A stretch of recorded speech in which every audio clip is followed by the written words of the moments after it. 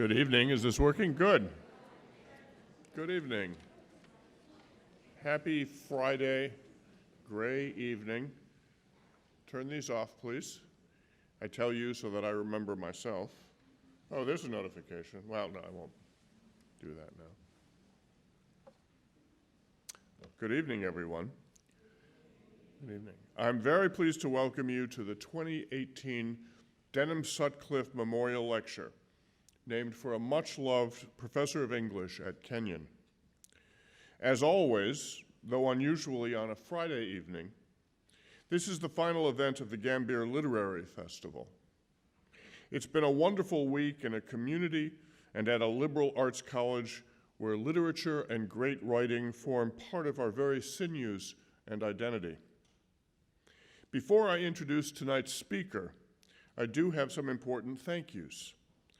First, some of the sponsors, businesses, and organizations that have helped make the Lit Fest possible. They are the Ariel Foundation, the Community Foundation in Mount Vernon and Knox County, First Knox National Bank, the Denham Sutcliffe Memorial Lecture Series, the People's Bank, Printing Arts Press, Mount Vernon News, Ohio Arts Council, with additional support provided by the Public Library of Mount Vernon and Knox County, Kenyon College Bookstore, Paragraphs Bookstore, and the Kenyon College English Department. And these individuals, many of you know them, Anna Duke Reach, Tori Weber, Elizabeth Dark, Alicia Mizzarti, Stella Ryan Lozen, Kirsten Reach, John Pickard, and Abigail Surface, as well as the many participants of this week's marvelous events and more Kenyon Review associates and interns than I could possibly mention here. After Rita Dove's remarks, there will be a question and answer period. Please make your way to the aisles and speak loudly. We're going to have some speakers, and there's always something. So we don't have the speakers, but it's a relatively small space. Just speak loudly, get to the aisles, and I will call on you.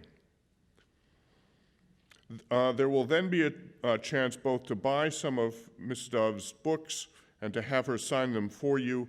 I will explain that process later.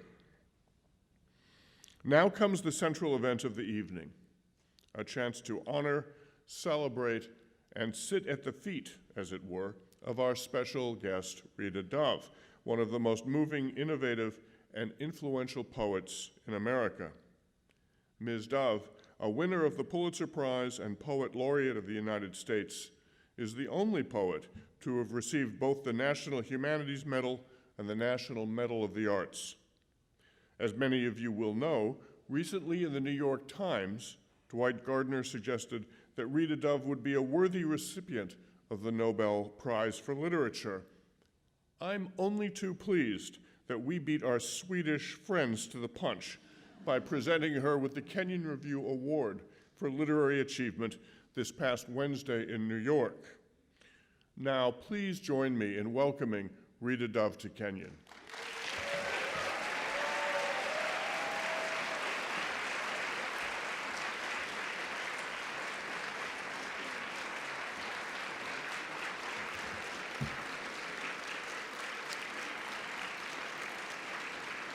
Thank you. Thank you, David, and it's so wonderful to see all of you. Many of you I saw this afternoon in various guises at various points here on campus, and it just feels very good to be in this room with you tonight. As we were walking around this afternoon, it occurred to me, I don't know why it hadn't occurred to me before, that indeed we are in November. And it is a particularly Ohioan November, meaning cold, wet. Who knows what's going to happen the next minute? Is it going to snow? We don't know. And so I thought it only appropriate to start out with this poem, which it's called November for Beginners.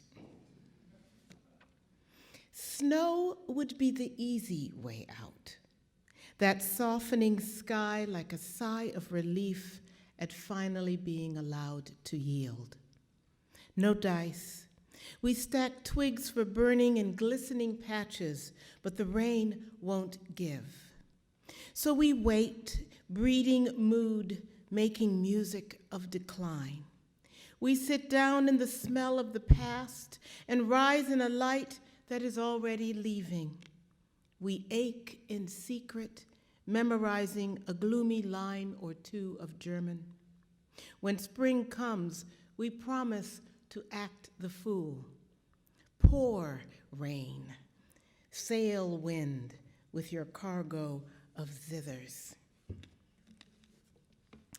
So that poem actually began in Ohio many, many years ago. I grew up in Akron, Ohio, and when I went to Germany for the first time, I encountered some Novembers and Octobers which were remarkably similar to these Midwestern winters, and I found myself actually homesick for them, homesick for that quality where you begin, that quality of light, when you know that winter is coming, as they would say on Game of Thrones. And you're preparing yourself for the contemplation that's winter. People have often asked me if I always knew I was going to be a poet, and I really have to answer no. No, I can't remember, however, a time when I wasn't around books and when I wasn't living a life through books.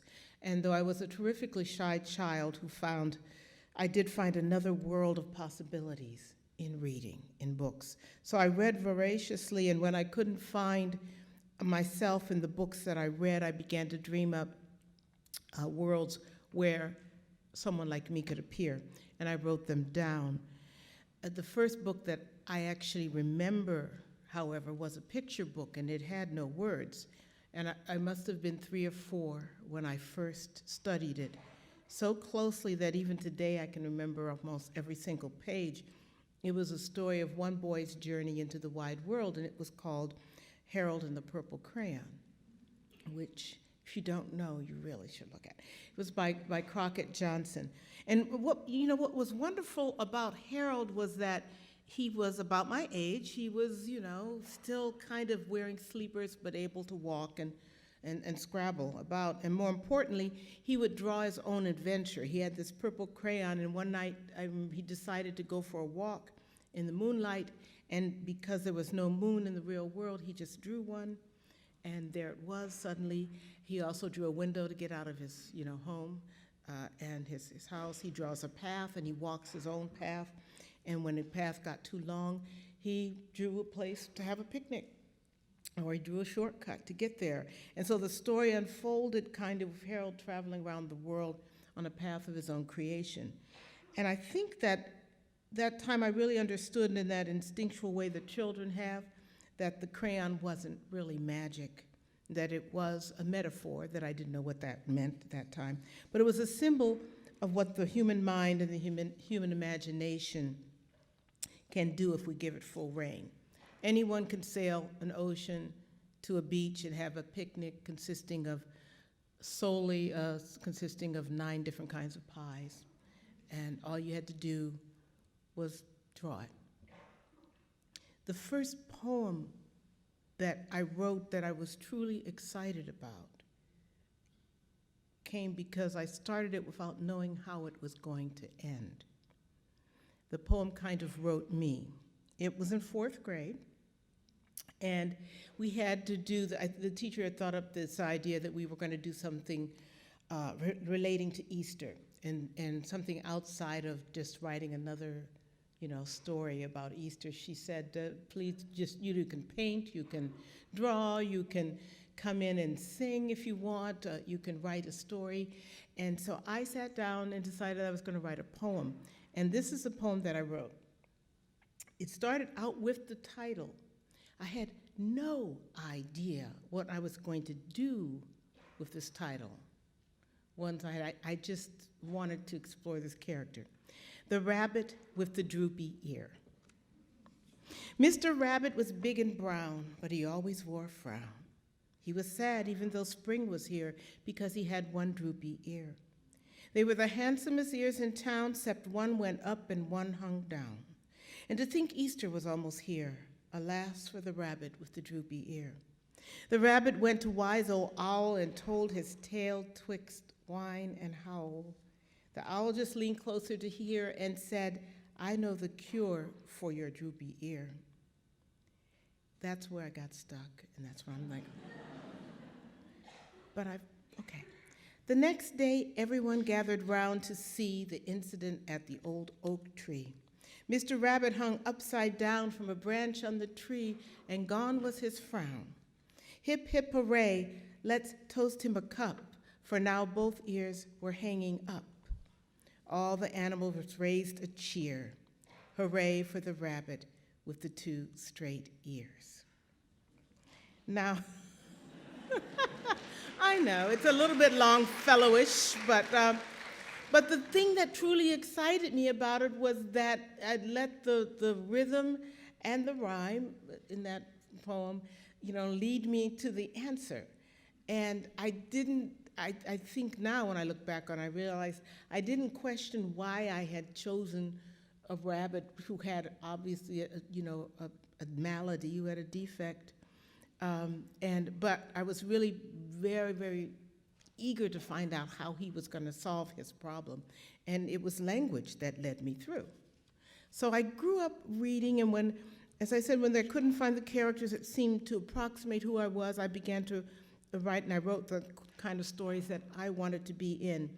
And it was the possibilities that those books offered, their sheer and, I think, vast reach that gave this shy child courage. But still, that first book, Harold and the Purple Crayon, remains my mantra. You go where you need to go, and if the road isn't already there, you build it. Sing-song. When I was young, the moon spoke in riddles, and the stars rhymed. I was a new toy waiting for my owner to pick me up.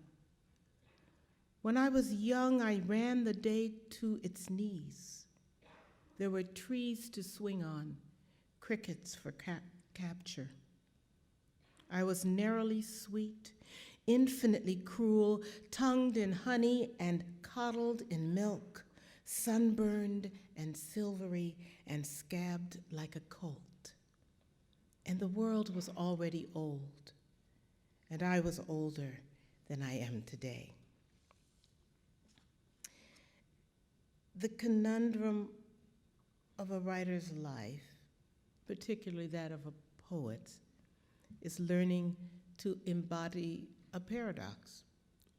One has to be fierce and tender at the same time, loud and quiet, brash and introspective.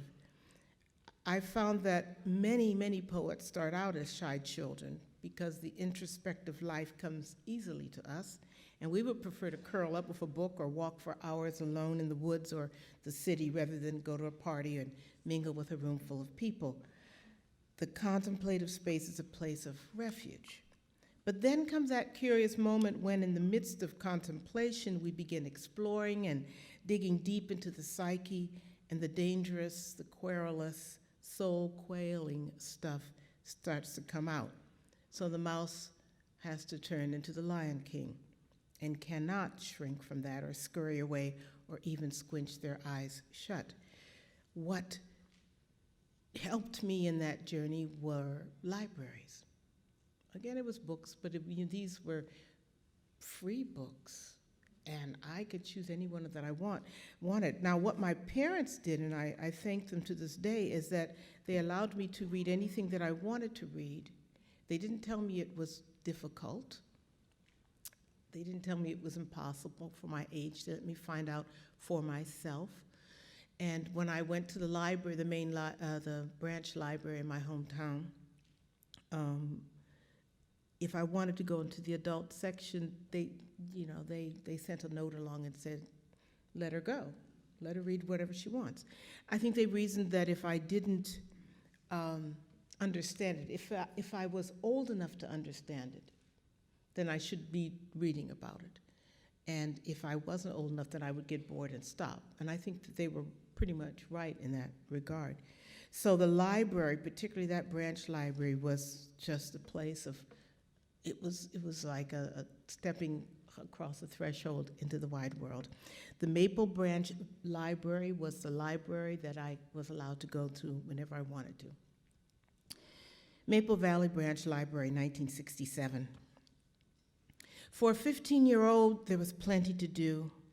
Browse the magazines, slip into the adult section to see what vast tristesse was born of rush hour traffic, décolletés, and the plague of too much money. There was so much to discover: how to lay out a road, the language of flowers, and the place of women in the tribe of Mosht.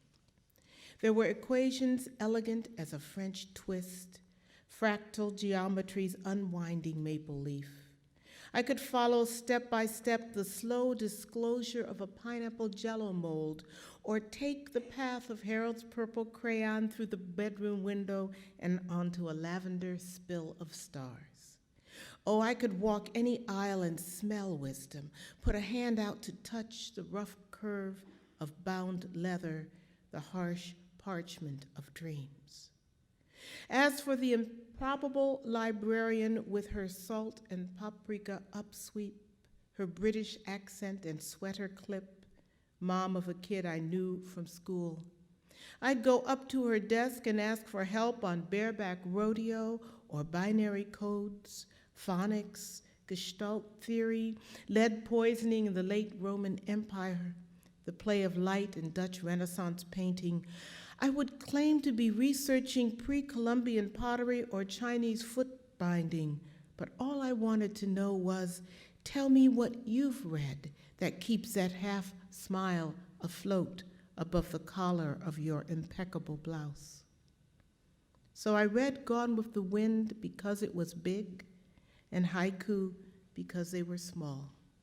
I studied history for its rhapsody of dates, lingered over Cubist art for the way it showed all sides of a guitar at once.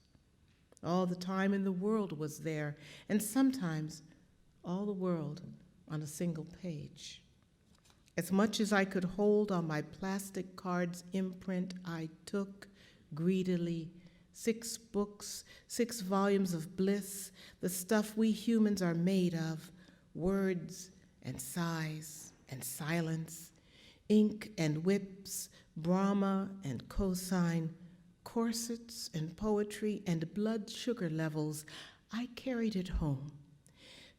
5 blocks of aluminum siding and past the old garage where, on its boarded up doors, someone had scrawled, "I can eat an elephant if I take small bites."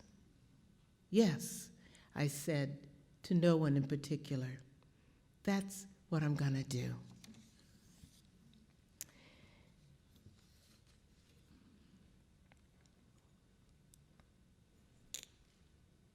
The biggest paradox, I think, of being a writer,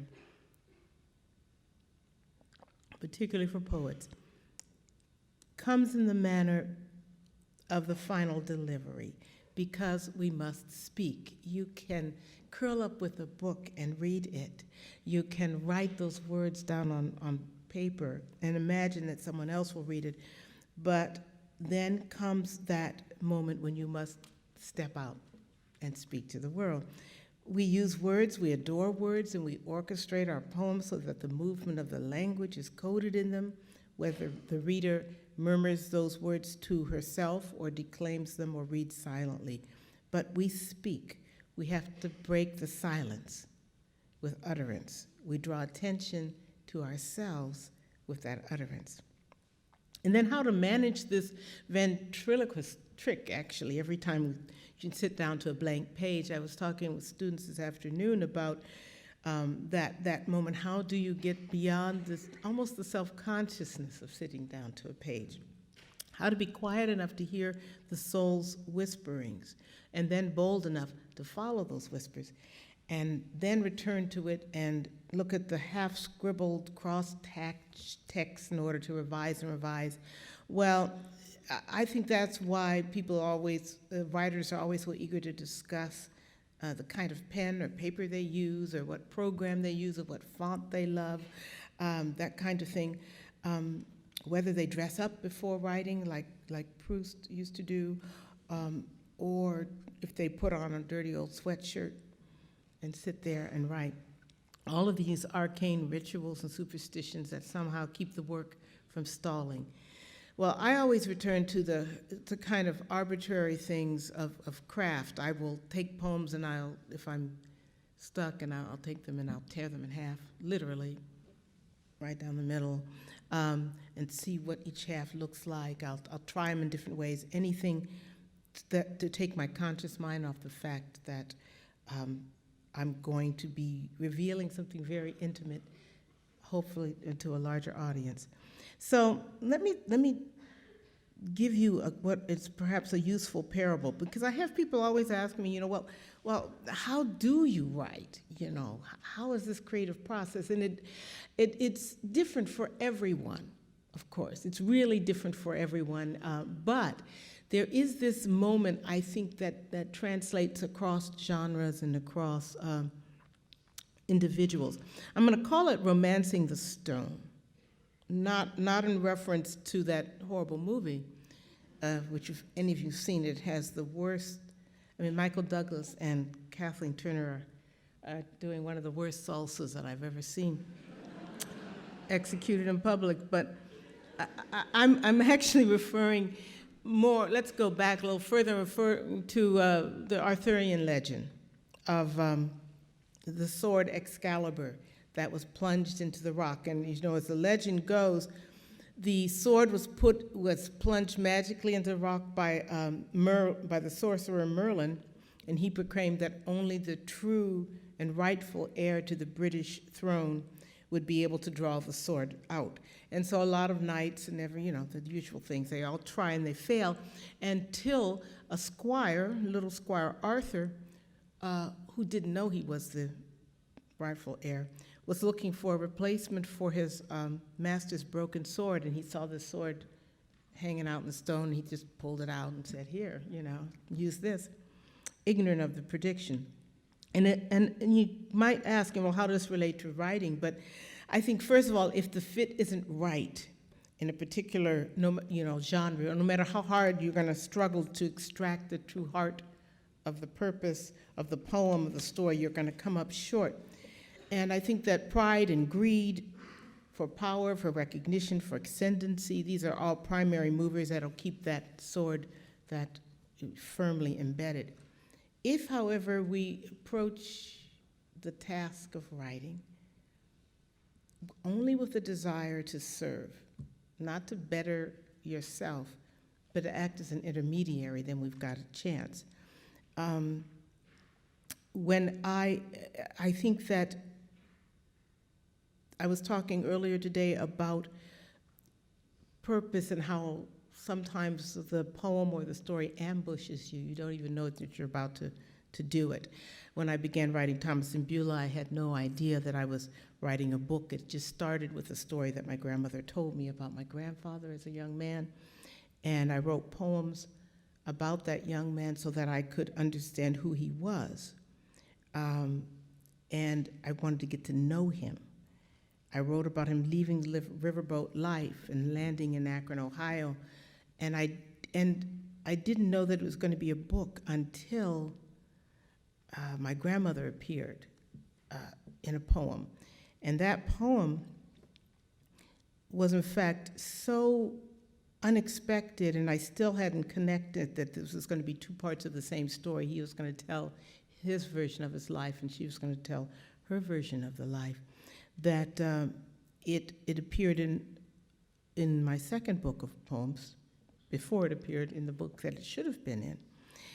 This poem is called Dusting. I'll read it to you, because it was a moment where suddenly I could pull the sword from the stone. Dusting.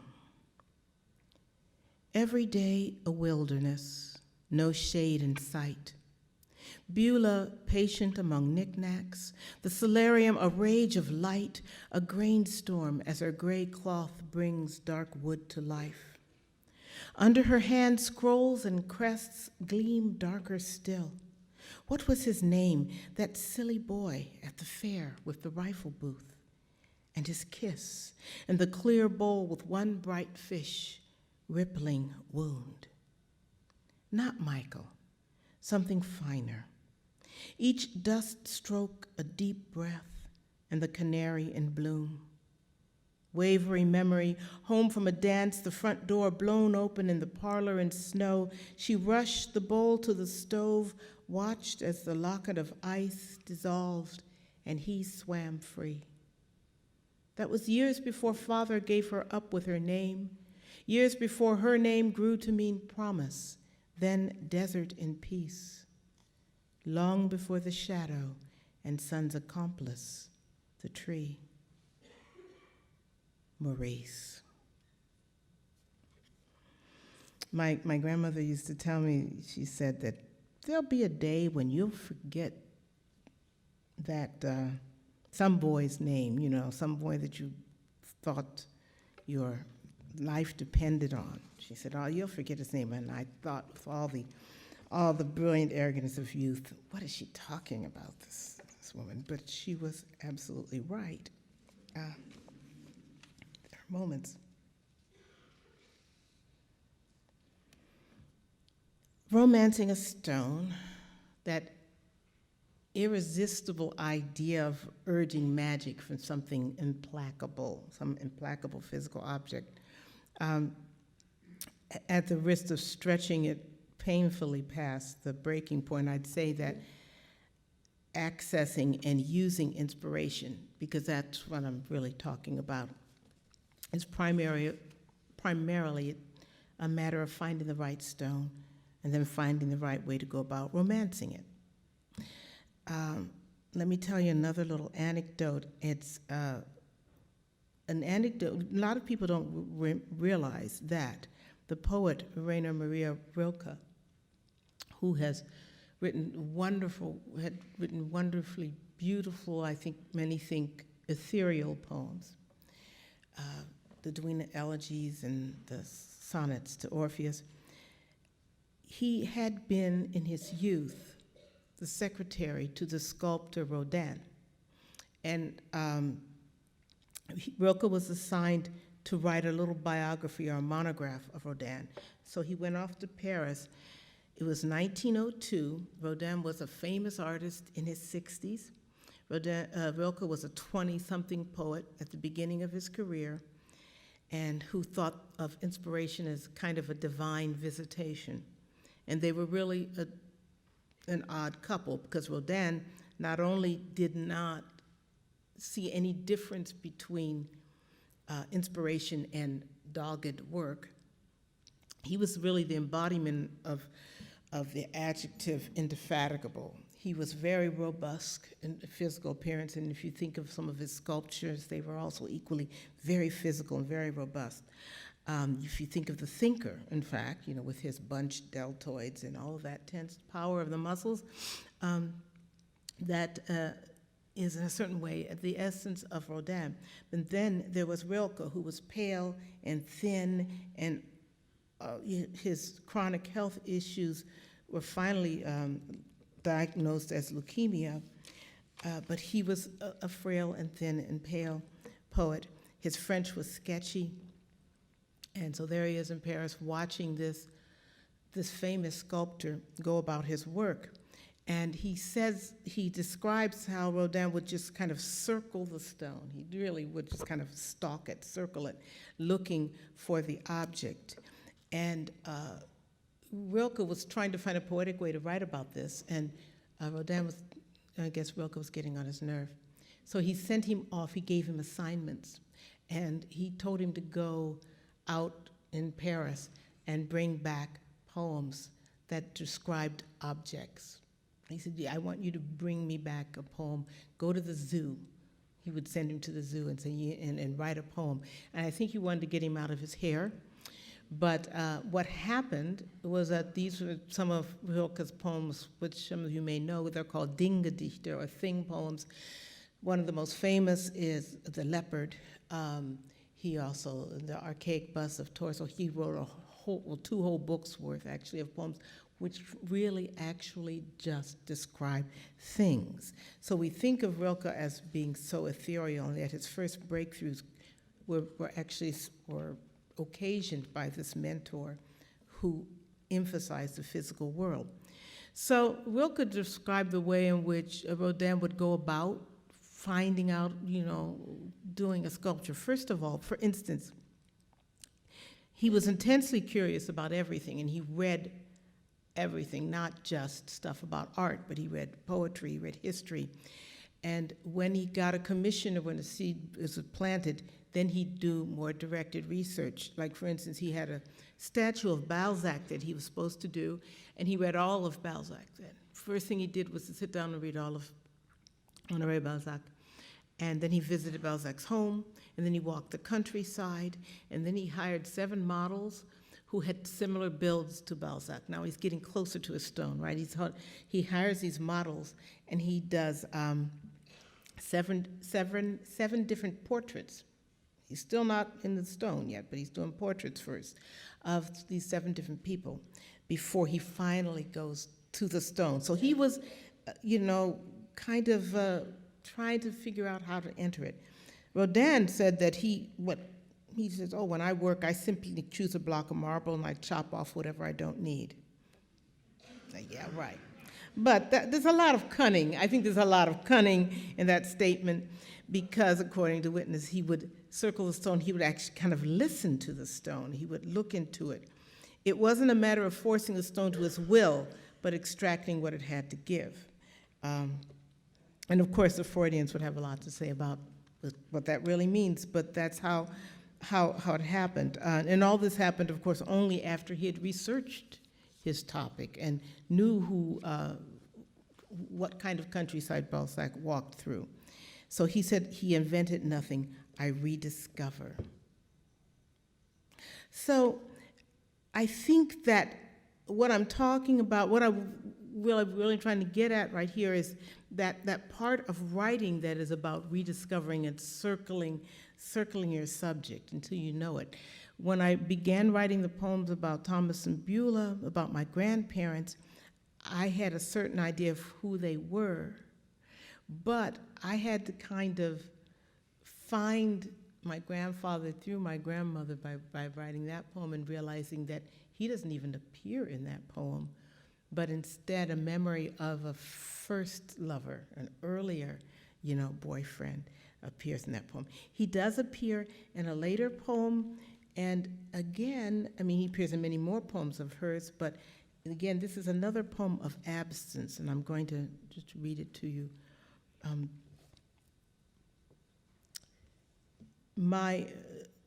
A brief little aside, because my mother used to say that you won't understand what parenthood is like and how sometimes you just need a moment away from your children. And it has nothing to do with whether you love them or not. It has to do with sanity.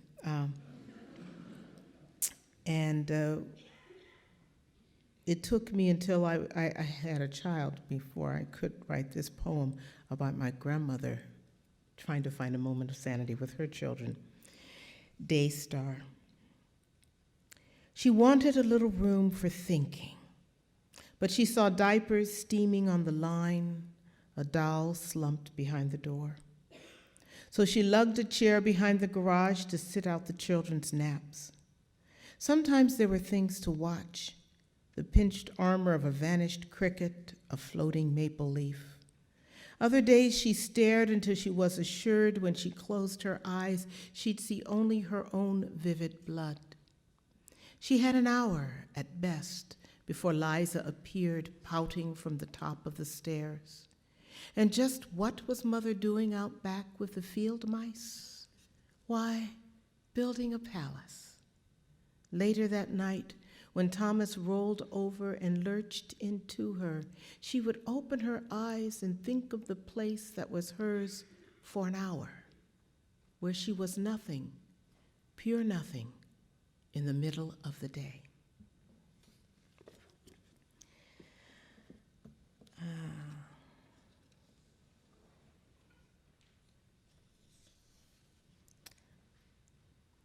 Looking for the ephemeral, looking for the thing that you can't quite put your hands around. That is part of what I think any creative act is, right? You're trying to express something that is inexpressible, but you want people to be able to feel it, or you want people to be able to sing it, or you want people to be able to dance it, that kind of thing. Which means that inspiration and that instances of that ephemeral thing can pop up in the unlikeliest moments. One of the things that struck me when I was growing up happened actually because of my father, who had one very specific thing he loved to do on the picnic holidays, I call them. That means the holidays that 4th of July, Memorial Day, those kind of holidays. And he would always make ice cream, now, or sherbet. In this case, he would make grape sherbet. And if you think about grape and the flavor grape, it's a made-up flavor. It does not taste like a grape, does it? Not ever does it taste like a grape. But we have decided that particular color and that, we've decided what grape tastes like. So, which is in a certain way that kind of querulous center of a poem as well. So this poem actually first appeared in Kenyon Review when I was very, very really young poet. One of the things that, for the poets in the audience, I will say, one of the things that helped move this poem along were the rhymes, which are not at the ends of the lines, but are internal and kind of move more like, more syncopated. But here goes. Grape Sherbet. The day, memorial. After the grill, Dad appears with his masterpiece, swirled snow, gelled light. We cheer. The recipe's a secret, and he fights a smile, his cap turned up so the bib resembles a duck. That morning we galloped through the grassed-over mounds and named each stone for a lost milk tooth. Each dollop of sherbet later is a miracle, like salt on a melon that makes it sweeter. Everyone agrees it's wonderful. It's just how we imagined lavender would taste. The diabetic grandmother stares from the porch, a torch of pure refusal. We thought no one was lying there under our feet. We thought it was a joke. I've been trying to remember the taste, but it doesn't exist. Now I see why you bothered, Father.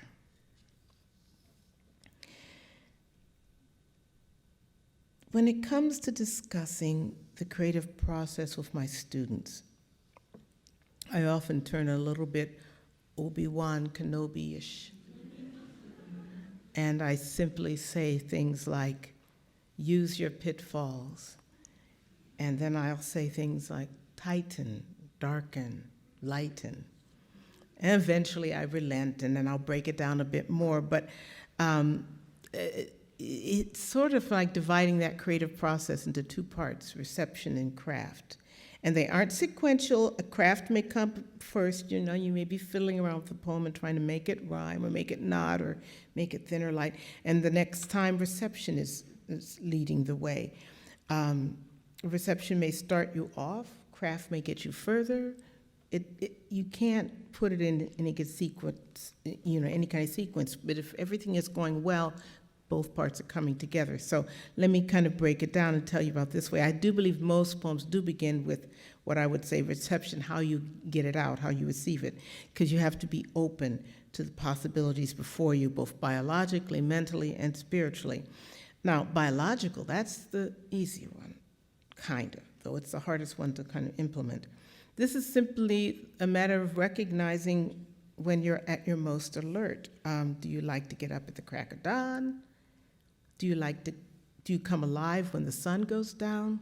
Are you sluggish after 5 p.m.? Do you find breakfast a crime against nature? And if you can figure that out about yourself, as a writer or any kind of artist, actually anything that you do, then you try to do, you pursue your art or you pursue your bliss at the time when you're the most receptive to it. And it sounds like a simple thing, but the world is not constructed that way, right? So if you wake up, I happen to be very nocturnal. I come alive around midnight. It's true, I am vampirish in that way. I've always been that way. My mother said I was asleep. She would fall asleep and then she'd hear something about 3 in the morning and I'd be playing in the dark in the crib. And she tried to get me to go to sleep and I just wouldn't take. It wouldn't take. I was happy. I wasn't making noise. So, but by the time I became a student, I thought I had to get up in the morning. And so I was setting my alarm and trying to write at the crack of dawn, and it just wasn't working. And until one of my teachers actually said, well, when do you like to do things? When are you? And I said, oh, well, I stay up to 4 or 5. And they said, well, why don't you write then? And I thought, oh, okay. Yeah, that makes sense. Now, I mean, it's you have to kind of work your way around, try to work your life around so that you can do it, but things happen faster. That's the kind of biological one. And then you can be mentally both humble and selfish, I think, and modest and bodacious. The poem or the story has nothing to do with you, then you're ready for it, but it has nothing to do with you, your ego, or anything like that. If you feel it, it's worth writing down, which means it has everything to do with you in a way. But just because you feel it doesn't mean that you've got it down right? You just have to keep going back and forth. You have to, inspiration comes, I think, to those who work and not to, I don't know. I don't think it just comes down out of nowhere. You have to be ready for it. And then it can kind of come. No one would question a musician who was practicing her scales, or they would not say that a dancer should not warm up, or that a basketball player shouldn't be, in top physical shape. No one would question that Michelangelo should know the musculature of the human body and have a grip on the basic chemistry of his medium before he began slapping paint on the ceiling of the Sistine Chapel. And yet we shy away from thinking as writers, or anyone actually, of thinking that writers should actually talk about craft or should know something about words, where they come from, etymologies, the sound of words, all of that kind of thing. Here's a poem which I wrote after I was liberated from the, I guess you could call it the tyranny of the clock, with the feeling that I had to conform to everybody else's idea of when I should be awake. And once I began to write at night and feel really excited about it and feel that things were happening, then I could write a poem about dawn, which I actually saw on the other side of things. I'd see it right before I went to bed, but Dawn Revisited. Imagine you wake up with a second chance. The blue jay hawks his pretty wares and the oak still stands, spreading glorious shade. If you don't look back, the future never happens. How good to rise in sunlight and the prodigal smell of biscuits, eggs, and sausage on the grill. The whole sky is yours to write on, blown open to a blank page. Come on, shake a leg. You'll never know who's down there frying those eggs if you don't get up and see. That's another way of just saying, that when you just have to get up and sit down at the page and endure the terrible rewrites and the poems at the beginnings, which just don't seem to come as easily as you imagine it was going to be if you're going to be a writer. I think every bad movie that has a writer in it has that writer, crumpling up the pages and tossing them, and then suddenly this moment happens, and they start writing at a furious pace. And though the crumpled paper is probably right, it doesn't just, even when the moment hits you, and you think you've got a way of getting that sword out, it can take a little bit of wiggling to get it out. So I practice my scales, basically. I carry a notebook around with me. I write down things that I have no idea if they're going to appear in a poem or not. I try to take, I guess, what you would call meaningful moments, which is that you stop for a moment and you sit there and you say, okay, here I am. Instead of just rushing or looking into my phone, I will stop for a moment for no good reason and look around. Not expecting to see one thing, not because something has caught my attention, but to pay attention to it. And after every book that I've published, I give myself a technical assignment. It's something that's supposed to thwart me, and I was talking about this with students today about an assignment that I do give my students. It's called a wild card, which is a variation on that. It's a technical exercise that's geared to the student in order to shake them up. So it's their personal assignment guaranteed to make them want to, murder me, basically. But the poems that come out are so good once I get past that. So, for instance, after writing the linked narrative of Thomas and Beulah, the story of this marriage, the assignment that I gave myself, though I didn't tell anybody, was to write lyric poems. Each poem separate from had no narrative other than the moment that they were in. And so these kind of things happened when I started writing the poems in Mother Love. I just decided I was going to write sonnets, just sonnets. And so it's a whole book of sonnets. One of my students, well, actually more than one of my students, has challenged me to do a wild card, to give myself a wild card. And in this one particular class, they said, come on, you've got to give yourself a wild card. You're torturing us with all of these things. You've got to do one. And so I did do one, and I'm going to share it with you tonight because it was hard. It was really hard. Let me give you a little background. My husband and I do ballroom dancing. This was not something planned in our lives, but it happened. The short story about it is that our house burned down, and because lightning struck it, and our neighbors distracted us with ballroom dancing lessons. Okay, that's the short version. And it was as a result of that, I ended up writing a book called American Smooth.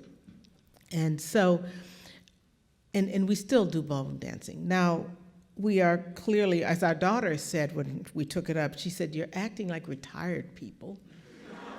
And there was a little bit of truth in that, in the sense that we were clearly a little bit too old to start doing all this samba stuff, which was one of my favorite dances. And so the medicine cabinet began to become overstuffed because it was full of liniment and ace bandages and things like that. I have a slightly dodgy right knee because of this, but I'm not going to let it stop me.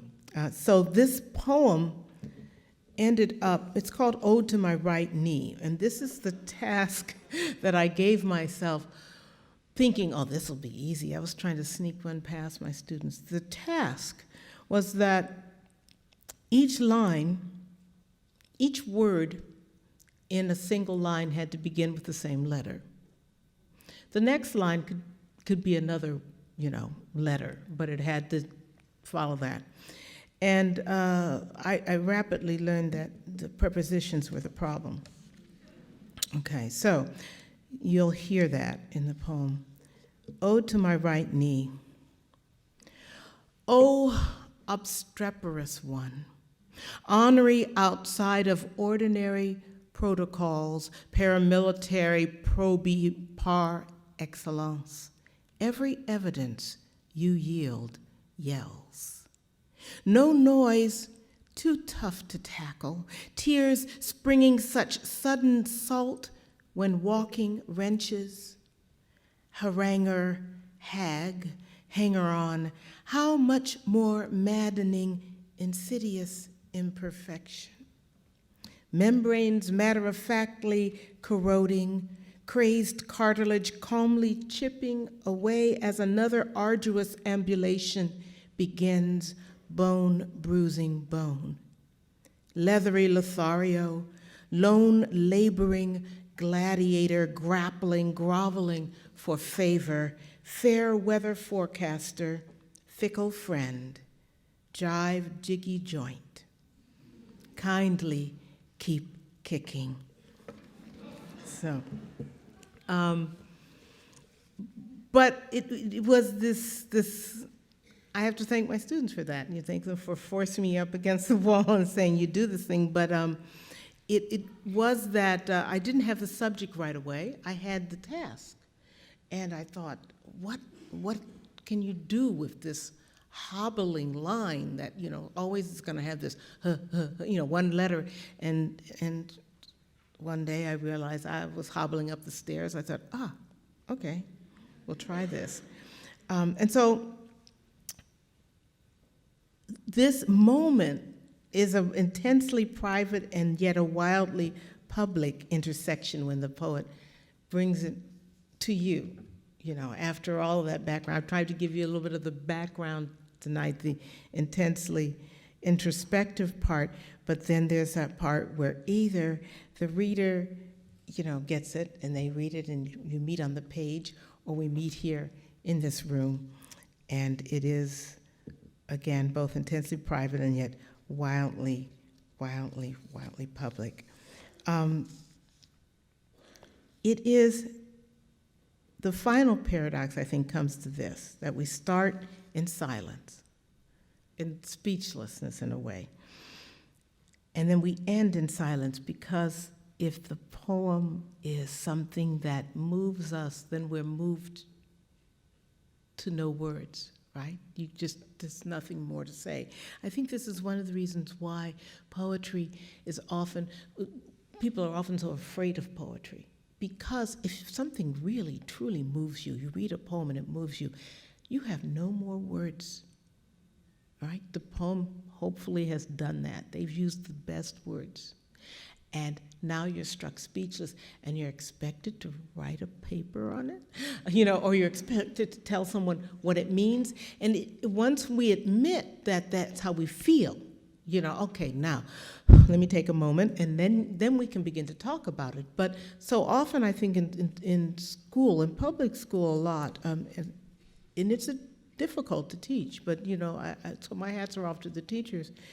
But it's really, really hard. The very things that move you the most, you can't really talk about as a kid and learn the vocabulary to write about it.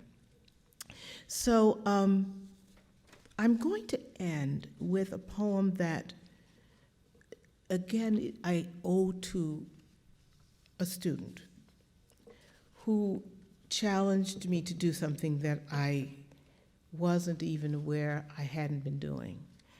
And this was a young man who loved to write prose poems. And I've written a few prose poems, but not that many. I do love the cage of, I love writing poems that have a lilt and music in them and things like that. And so many prose poems that I was reading read like flash fiction or read very, very dry. So I didn't write very many. And he said to me one day, you ought to write the prose poem. He was starting a magazine, a prose poem magazine. And I said, I don't know if I believe in the prose poem. I said that to just make him mad. And he said, okay, come on, just write one for the magazine. So I said, okay, I'll try.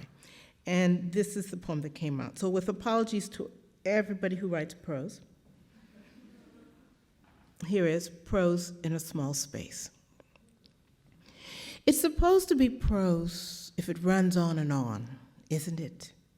All those words, too many to fall into rank and file, stumbling bare-ass drunk onto the field, reporting for duty, yes, sir, spilling out as shamelessly as the glut from a mega-billion-dollar chemical facility, just the amount of glittering effluvium it takes to transport a little girl across a room, beige carpet thick under her Oxfords, curtains blousy with spring. Is that the scent of daffodils drifting in? Daffodils don't smell, but prose doesn't care. Prose likes to hear itself talk. Prose is development and denouement, anticipation hovering near the canopies, lust rampant in the antipasta. For example, a silver fork fingered sadly as the heroine crumples a linen napkin in her lap to keep from crying out at the sight of Lord Campion's regal brow inclined tenderly toward the wealthy young widow. Prose applauds such syntactical dalliances. Then, is it poetry if it's confined? Trembling along its axis, a flagpole come alive in high wind, flapping its radiant sleeve for attention. Over here, it's me, while the white spaces, air, field, early morning silence before the school bell, shape themselves around that one bright seizure. And if that's so, what do we have here? A dream or 3 paragraphs? We have white space too. Is this music? As for all the words left out, banging at the gates, we could let them in, but where would we go with our orders, our stuttering pride? Thank you very, very much. Thank you.